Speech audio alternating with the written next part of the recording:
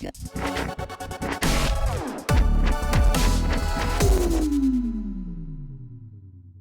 everybody, welcome to Jocks Preps. We're here at Lagoon Park in Montgomery, Alabama. We just finished the AHSAA softball state championships.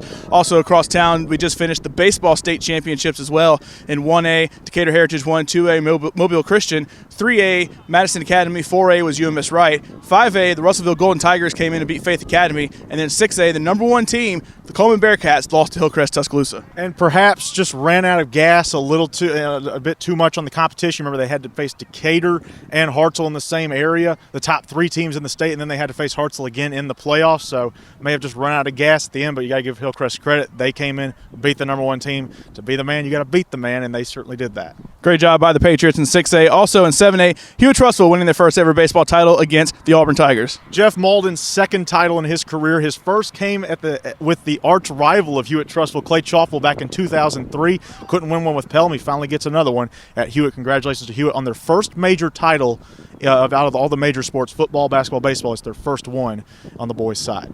Congratulations to the Huskies, definitely. All right, now in softball, we had on Thursday night the 1A, 4A, and 5A titles. I call the 4A, 5A. He called the 1A and 4A. Curry ranked in the top 10 in the country, one of the best teams in the nation. They won their second straight championship. They won 5-0 in 4A. 5A, we also had Springville coming out of the losers bracket to beat Helena. The Huskies just won their first championship last week in boys soccer, and they tried to do it this time. They came out of the winners bracket in softball. Couldn't quite do it, though. Springville beat them 6-3, 6-2 to repeat as state champions. In 1A, who do we have? Yeah, Brantley came back from the losers bracket, beat Billingsley in two straight games by a score of 4-1, 5-1 to combine 9-2. What a wonderful job done by the Wilcox sisters, Alex and Cassidy. Alex, a cancer survivor, ovarian cancer, a junior. She and her sister Cassidy combined for 3 home runs in those two games to help Brantley take home another state championship. Great job by Brantley in 1A. Day 2 was yesterday on Friday. We had the 2A championships and the 6A championships. In 6A, we saw the Chelsea Hornets win their second ever title over the Oxford Yellow Jackets. Oxford fought out of the losers bracket, had a much better record, and actually it was the 7th game played between those two teams. So it was almost like a World Series Game 7 atmosphere because it was tied 3-3 coming in. Chelsea had beaten Oxford, though, in the winners bracket to send them to the losers. Oxford came back, and Chelsea was able to win that one as well by a score of 4-1. So great job by the Chelsea Hornets. In 2A, we had Summerton Christian. Yeah, Summerton Christian came out strong coming out of the winners bracket. Actually, Eider came in hot, got up 1-0, then 3-2 after Summerton Christian took the lead.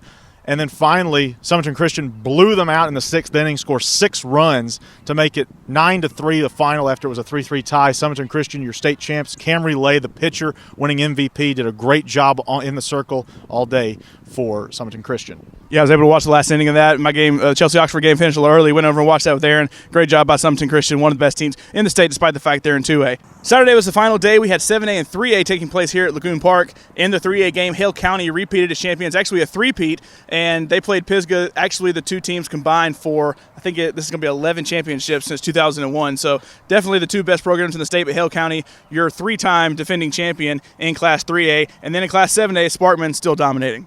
Dynasty would be an understatement for the Sparkman Senators. Now their 4th title in 5 years since 2012. They've won 6 titles since 2006. Dale Palmer has done a wonderful job with that program. C.J. Hawkins brought Spain Park in trying to win their first ever softball title. It's the farthest the Jaguars have ever gotten, but in the end, they were nowhere near enough for the Senators. 9-2 a final. Sparkman runs through the 7A winners bracket and then beats up Spain Park with ease.